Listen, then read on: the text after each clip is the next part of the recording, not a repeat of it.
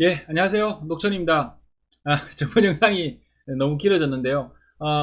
그래서 이제 그 저번 영상에서 봤던 실제 코드를 한번 작성해서 한번 학습을 하고 최종 결과물이 나오는 걸 확인을 한번 해봤는데요. 자, 그랬을 때 이 러닝이 이제부터는 이제 러닝이 앞쪽에서는 이제 개념 설명이기 때문에 무조건 100% 맞아야 돼요. 왜냐하면 이 그 베이스가 되는 그 개념이 되는 원리가 동작이 돼서 정답이 안 나오면 그 뒤에 학습이라는 게 이루어질 수 없기 때문에 예, 걔들은 그랬지만 이제부터는 실제 데이터를 가지고 해보면 100% 맞춘 100%의 결과물이 나오기는 쉽지 않습니다. 그래서 이제 학습을 할 때 하면서 데이터들을 학습을 시키고 난 그 결과물을 가지고 이렇게 분석들을 계속해서 새로운 모델을 만들거나 아니면 데이터 자체를 바꾸거나 뭐 이런 것들을 해야 되는데요. 예, 그런 내용들도 조금씩 개념들을 하나하나 추가하면서 조금 설명을 드리도록 하겠습니다.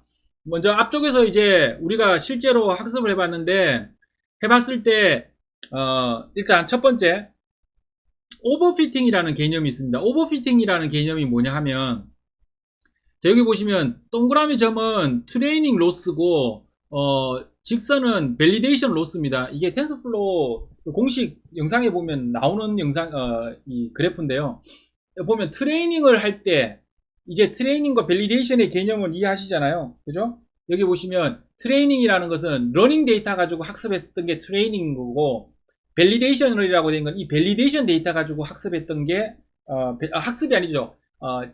확인을 해본 거죠. 그죠? 밸리데이션을 한번 시켜본 거잖아요. 그랬던 거인 거고 자 그랬을 때 트레이닝을 하니까 이렇게 해서 로스 값이 점점 떨어진다는 건 뭐예요? 학습이 되고 있다라는 얘기잖아요. 학습이 더 잘 됐다라는 얘기인 거잖아요. 그래서 결국 코스트 펑션 가지고 로스 값을 계산했을 때 로스 값이 가장 작아지는 이 밑바닥, 그죠? 그레디언트 디센트를 하는 게 이런 만약에 이런 볼록한, 오목한 이런 컨벡스한 코스트 펑션이었을 경우 이 최고 밑바닥을 찾아내는 거잖아요. 어디까지 가야지 학습이 제일 잘 되느냐. 그래서 트레이닝 로스 값은 이렇게 계속 줄어요. 주는데 밸리데이션 로스가 가다가 어느 순간부터 트레이닝 로스와 다른 길을 가기 시작하죠. 그러면 이 마지막 40번째 에폭시, 즉 40번 동안 학습한 이후에는 트레이닝한 데이터만 가지고 봤을 때는 이렇게 잘 맞춰요. 그죠? 로스 값이 적다는 얘기는 잘 맞춘다고 볼 수도 있고 어쨌든 잘 학습이 됐다고 볼 수도 있는 거죠. 그죠? 그런데 얘가 이 트레이닝 밸리데이션 데이터는 또 학습하는 데이터와 조금 다르게 완전히 분리된 다른 용도로 이렇게 모아놓은 거잖아. 이게 서로 두 개가 분리되어 있으니까 이렇게 올라왔다는 얘기는 트레이닝 데이터에 너무 핏돼 있다는 거죠. 그러니까 오버핏이 돼 있다는 거죠. 이 데이터 그러니까 어떤 학생이 있는데 이 학생이 기말고사를 봐야 돼요. 근데 선생님이 보는 그 쪽지 시험에 너무 핏돼 있어서 쪽지 시험 볼 때는 100점을 맞아요. 100점을 맞는데 중간고사를 쳤더니 이 친구가 80점을 맞는 거죠. 그러면 이 친구는 그러니까 광범위하게 학습을 한 게 아니고 선생님이 주시는 그 쪽지 시험만 그냥 거기에 정답만 계속 학습을 한 거예요. 그래서 중간고사는 제대로 된 점수가 나올 수가 없었던 거죠. 그런 개념으로 이해하시면 됩니다. 그래서 오버핏이라는 건 이런 개념인데 앞쪽에서 우리가 러닝했던 데이터에서도 보면 오버핏이 살짝 일어납니다. 그런데 볼게요. 여기 보시면 트레이닝 로스가 요 파란색이고 요 주황색이라고 해야 되나요? 예, 요 색깔이 밸리데이션 로스입니다. 자 그러면 트레이닝 로스는 쭉 가면 갈수록 계속 이렇게 떨어져요. 밸리데이션 로스도 트레이닝 로스에 비해서 처음엔 어떻게 돼요?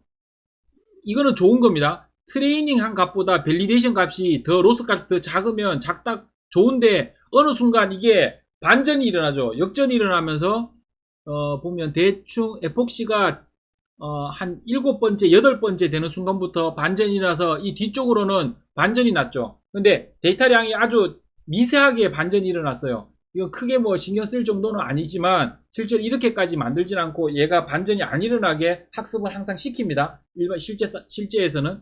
그래서 근데 이게 왜 이러냐 하면 이것도 하나를 더 알아야 돼요. 가비지 인 가비지 아웃이라는 개념이 있는데요. 이건 또 뭐냐 하면 자, 그러니까 이게 학습할 때 중요한 건 우리가 보통 일반적으로 모델이라고 생각하는데 모델보다 더 중요한 건 사실 데이터입니다. 학습시키는 데이터입니다. 즉 쓰레기 데이터를 집어넣으면 결과는 어쩔 수 없이 쓰레기 결과밖에 나올 수 없다라는 겁니다. 그게 무슨 얘기냐면, 보시면 배드 데이터, 나쁜 데이터를 집어넣고 모델이 아주 퍼펙트 했어요. 아주 완벽한 모델이었어요. 그래도 결과는 배드 리절트가 나옵니다. 그리고 데이터가 아주 퍼펙트 했어요. 완벽한 데이터를 가지고 있고, 그 다음에 모델을 조금 나쁘게 잘못 만들었어요. 정확하게 잘 못 만들었어요. 그렇다 하더라도 결과는 굿 리절트가 나옵니다. 좋은 리절트가 나오죠. 그러니까 완벽한 데이터에 완벽한 모델이면 물론 완벽한 결과가 나오겠지만, 그래서 무슨 얘기냐면, 우리가 모델을 이런저런 모델을 막 처음에는 이거를 DNN으로 해야 되냐, CNN으로 해야 되냐, RNN으로 해야 되느냐, 뭐 또 여러 개 뭐 종류들이 많죠. 자, 이런 것들을 하느냐를 막 고민을 하는데, 그 고민을 하기 이전에 데이터부터 고민을 많이 해야 됩니다. 그래서 이 데이터와 그 모델, 그리고 그것에 의해서 나오는 결과물이 GIGO라는 개념이 있는데, 엠리스트 데이터는 퍼펙트한 데이터입니다. 얘는 어떤 모델을 가지고 돌려도 거의 웬만큼은 결과가 나와요. 예. 그래서 이게 실제로 학습할 때 이 데이터를 많이 쓰는 이유는 그겁니다. 그러니까 어쨌든 그냥 모델을 알려주기 위해서, 모델이 어떤 식으로 동작하는 모델이라는 걸 알려주기 위해서 쓰는데, 앞에서 보셨겠지만 이 데이터는 잡음도 없고요. 정확하게 3이라는 글자가 딱 짜갈라져 있고, 이 데이터들이 종류별로 여러가지 3이라는 글자도 삐뚤빼뚤하게 쓰잖아요. 예, 이런 것들이 있는 정말 퍼펙트한 데이터라는 겁니다. 그래서 웬만해서는 이상현상이 발생하지 않습니다. 그래서 제가 이 값을 어떻게든 얘네들하고 이 네트워크, 얘네들을 좀 댄스 값을 조정해서 좀 보여드리려고 어떻게든 조절을 하고 해봤는데, 결국은 이 정도 이렇게 거꾸로 나오게끔 만들어 놓은 건데요. 그래서 이런 겁니다. 그런데 어쨌든 여기도 지금 보면 오버핏이 생겼어요. 오버핏이 생겼다라고 이해를 하십시오. 이 데이터 가지고는 이렇게 만들기 쉽지 않습니다. 너무 좋은 데이터라서. 자, 그래서 자, 이렇게 하면 얘를 어떻게 해결을 하느냐, 어떻게 해결을 하느냐 하면, 여기 보시면 드롭아웃이라는 게 있습니다. 드롭아웃이라는 개념이 있는데, 드롭아웃은 뭐 어떤 개념이면 아주 간단합니다. 무슨 개념이냐면, 우리가 네트워크를 만약 이렇게 만들었어요. 이렇게 만들었는데, 자, 이 네트워크 안에서 드롭아웃이라는 거를 집어넣으면, 이거는 이미 텐서플로우에 구현이 되어 있습니다. 개념만 이해하시면 돼요. 드롭아웃을 넣으면 다른 거 아니고요. 여기에 중간에 이렇게 뻥뻥 띄워요.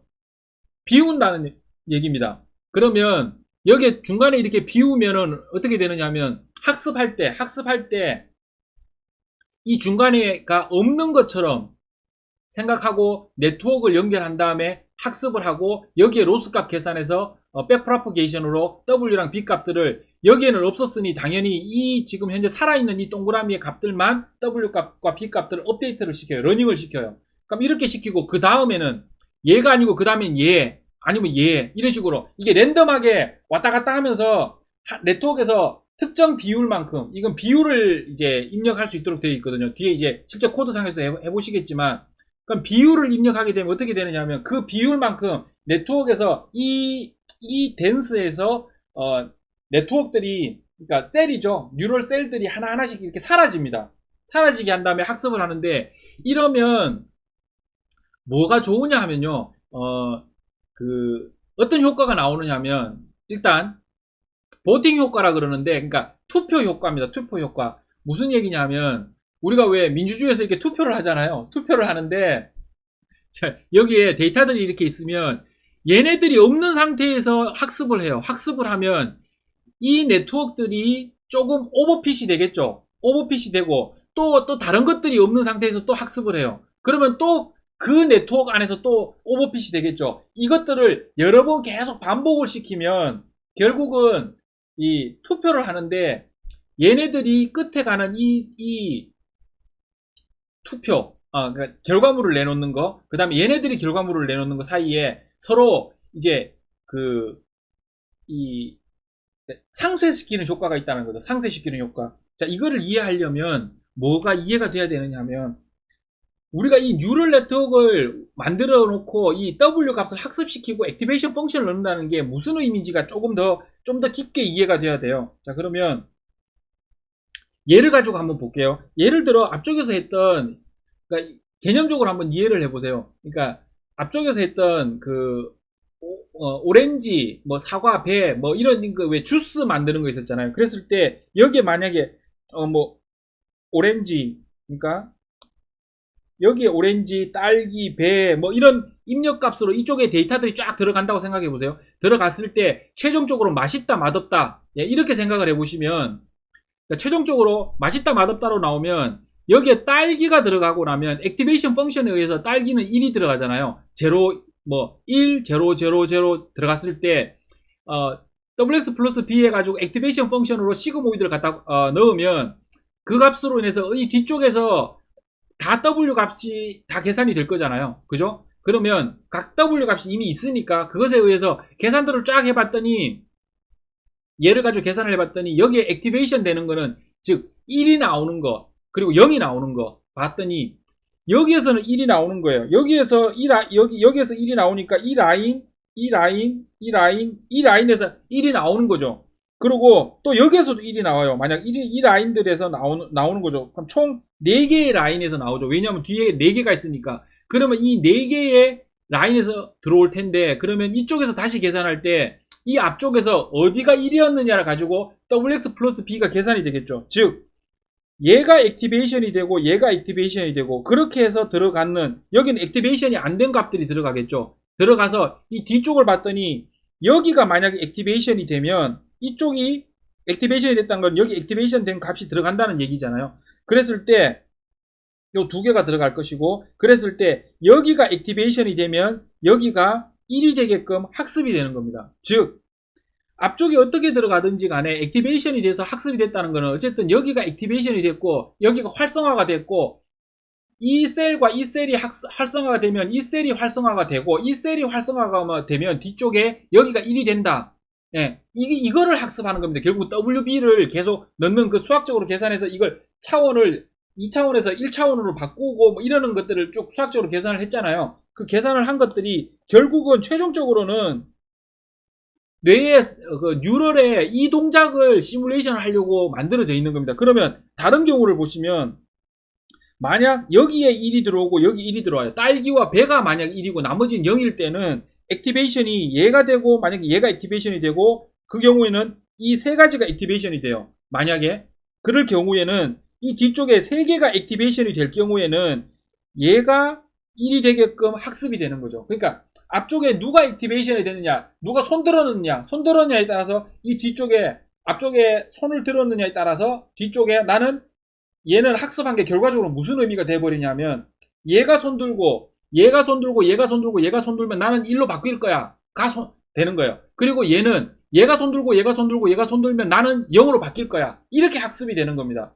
그래서 실제로는 나중에 뒤에 가서 좀 설명드리겠지만, 이 앞쪽에, 그러면 얘네들이 판단할 때는 앞쪽에 판단 근거의 데이터가 많은 게 좋을까요? 적은 게 좋을까요? 많은 게 좋겠죠. 그래서 네트워크를 만들 때 최종 데이터 결과가 나오기 전에 네트워크를 크게 만들어 놓으면 효율이 좀 좋습니다. 결과가 잘 나옵니다. 무슨 얘기냐면, 여기에 최종 결과가 2면 여기는 한 100을 만들어 놓으면 앞쪽에 100개의 데이터가 있을 거잖아요. 동그라미 중에서 얘가 판단할 때 얘가 만약에 액티베이션이 되면 나는 1을 만들 거야, 1을 결과를 만들어낼 거야 라고 하는 것과, 앞쪽에 딱 4개만 있는 것 중에 나는 얘가 1이면 1을 만들 거야 라고 하는 거는 확률적으로 이 100개가 있는 게 더 좋거든요.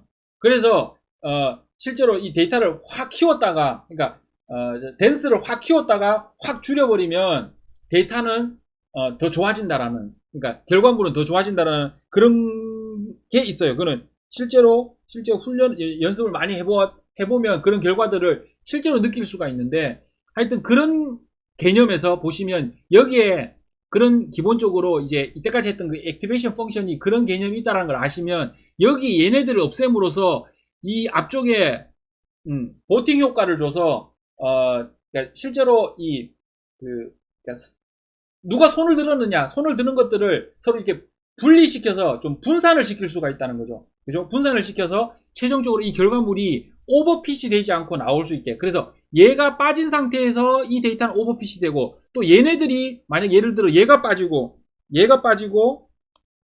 얘가 빠지고 여기 들어가고, 그 다음에 뭐 얘가 빠지고 여기 들어가고, 뭐 이런 식의 네트워크. 그럼 이런 네트워크들이 구성되어져 있는 상태에서 또 보면 이 네트워크 안에서 또 오버핏이 될 거잖아요. 그죠? 오버핏이 될 거면 이렇게 오버핏이 되고, 그 다음에 최종적으로 나중에 모델이 다 만들어지고 나서 프리딕션을 하거나 이밸류에이트 할 때는 그때는 드롭아웃이 꺼집니다. 드롭아웃이 꺼져서 이 모든 네트워크를 다 켜놓고 결과물을 가지고 오는 거죠. 이런 효과가 있고요. 그 다음에 코릴레이션을 없애주는 효과도 있어요. 앞쪽과 거의 유사한 개념이긴 한데, 예를 들어 학습을 이 전체를 가지고 했더니 이 W 값이 커져요. 처음에 왜냐면 처음에 W 값은 랜덤하게 만들어지잖아요. 그죠? 그렇기 때문에 어떤 특정한 이유 때문에 W 값이 만들어졌고 그게 계속 커져요. 얘만 계속 커지고 얘네들은 영향을 받지 않고 이 하나가 커짐으로 인해서 이 뒤쪽에 영향을 줘서 이 값을 최종 판단을 한다라고 했을 때 이 계속 한쪽이 커지는 현상을 막아줍니다. 이쪽이 그 커졌던 네트워크를 꺼버린 상태에서 다른 네트워크 가지고 학습을 하면 또 다른 네트워크가 커져야 될 거 아니에요. 그 상황에 어댑티브 해야 되죠. 그러니까 그 상황에 적응해야 되잖아요. 적응하려고 하다 보니 이쪽 값도 커지고 다시 이쪽이 켜지면 이쪽 값이 큰 것들과 합쳐져서, 그래서 이 연관관계 틀을 깰 수 있는 그런 효과도 가지고 옵니다. 그래서 이 두 개의 그러니까 드롭아웃이라는 거는 이 네트워크 안에서 그 특정한 네트워크를 산발적으로, 그러니까 랜덤하게 꺼버림으로써 이런 효과를 내서 오버핏을 줄여준다라는 건데, 실제로 코드상에서는 아주 간단합니다. 개념은 이런데 코드상에서는 어떻게 넣느냐 하면, 지금 보셨던 것처럼 여기에 댄스를 하나 통과시키고 액티베이션 펑션을 통과시키잖아요. 그럼 액티베이션 펑션을 통과시킨 다음에 드롭아웃을 하나씩 넣어주시면 돼요. 그래서 레이어스 이미 있고요. 텐서플로우 라이브러리 안에 있고, 드롭아웃이라는 게 있고, 드롭아웃의 첫 번째 인자는 레이트입니다. 그래서 드롭아웃에 내가 만약 0.2를 집어넣으면 20%만큼, 즉 256개 중에 에폭시를 내가 지금 에폭시를 총 몇 번 돌렸냐 하면 에폭시를 20번 돌렸잖아요. 그러면 이 20번을 돌리는 중에 약 20%만큼은 네트워크가 없는 상태로 학습을 하는 겁니다. 근데 이게 항상 똑같은 이 동그라미가 없어지는 게 아니고요. 이게 한 번씩 이렇게 랜덤하게 바뀌어요. 바뀌어서 20%만큼 없앤 상태에서 학습을 하겠다는 얘기고, 이렇게 하면 오버핏이 줄어듭니다. 그래서 좀 더 일반적인 학습이 되는 거고, 예. 콤마를 넣어야 되고,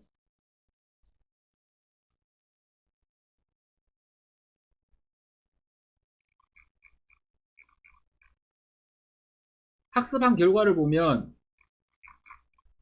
지금은 이렇게 거의 비슷하게 가죠. 비슷하게 가고, 여기 보시면 지금 보면 애큐러시가 34인데 밸리데이션 데이터를 가지고 애큐러시를 검사해보면 67%죠. 34인데 실제로 학습한 데이터 가지고는 34%밖에 안 나오는데, 이거를 실제 애큐러시를 하려고 따로 모아놓은 밸리데이션 데이터 따로 모아놓은 거 가지고 한번 테스트를 해봤더니 67%. 이건 아주 좋은 현상인 거죠. 그죠?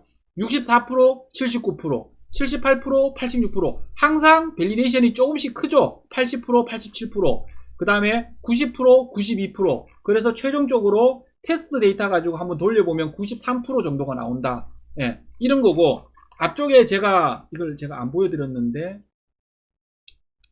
얘를 주석 처리하고 없애버리고 제가 다시 한번 학습을 시켜볼게요. 그랬을 때 얘는 어떤 결과가 나왔었는지 한번 볼게요. 각 스텝마다 보시면 애큐러시가 로스 값은 이렇게 이 그래프로 보실 수가 있고요. 로스 값은 반전이 일어났죠. 이미 오버핏이 되고 있는 상황인 거고, 여기 보시면 45%인데 70% 좋아요. 75%인데 80% 좋아요. 근데 뒤쪽으로 가면 갈수록 93%인데 91% 떨어지죠. 그죠? 테스트 데이터, 러닝하는 데이터로 봤을 때 정확도를 맞춰봤더니 93%나 맞췄는데, 밸리데이션 데이터 가지고 봤더니 91%밖에 못 맞추는 거죠. 95%를 맞추는데 얘는 92%밖에 못 맞추는 거고, 그래서 최종적으로 테스트 데이터를 돌려봐도 92%밖에 못 맞춘다는 거죠. 테스트 데이터에 너무 오버핏이 돼 있다는 얘기인 거죠. 그래서 이게 오버핏의 개념이고, 그것을 없애는 방법은 여러 가지가 있습니다. 오버핏을 없애는 거는, 또는 트레이닝 데이터가 엄청나게 많으면 돼요. 엄청나게 많거나 또 이걸 엄청나게 많게 만드는 방법도 여러 가지가 있어요. 근데 어쨌든 드롭아웃이라는 것도 그 중에 한 가지고 많이 사용하는 겁니다. 드롭아웃은 실제로도 많이 사용하는 드롭아웃이라는 개념이 있습니다. 그래서 예, 이번 영상에서는 예, 오버핏이랑 드롭아웃의 개념에 대해서 좀 설명드렸고 엠리스트가 예, 가비지 인 가비지 아웃이란 GIGO에는 적용을 받지 않는 아주 퍼펙트한 데이터이기 때문에 이 데이터들이 그렇게 조금 샘플에서는 테스트 데이터를 좀 작게 나왔다는 거. 그리고 실제로 학습을 하실 때도 이걸 항상 염두에 두십시오. 그래서 모델만 잘 만들어서 어떻게 해서도 모델만 바꾸면 뭐가 되겠지라고 생각하시면 실패할 확률이 높습니다. 실제로는 이 데이터, 제가 지금 언제 한번 설명드릴 시간이 있을지 모르겠는데 제가 실제로 하고 있는 머신러닝 데이터에서도 이 모델을 만드는 시간이 한 10이라면 이 데이터를 프리프로세싱 하는 거죠. 정제하고 정말 제대로 된 데이터 만들어내는데 90을 사용을 합니다. 거의. 예, 그래서 요 개념은 아주 중요한 개념이고 드롭아웃도 중요한 개념입니다. 이번 영상은 여기서 마치도록 하겠습니다.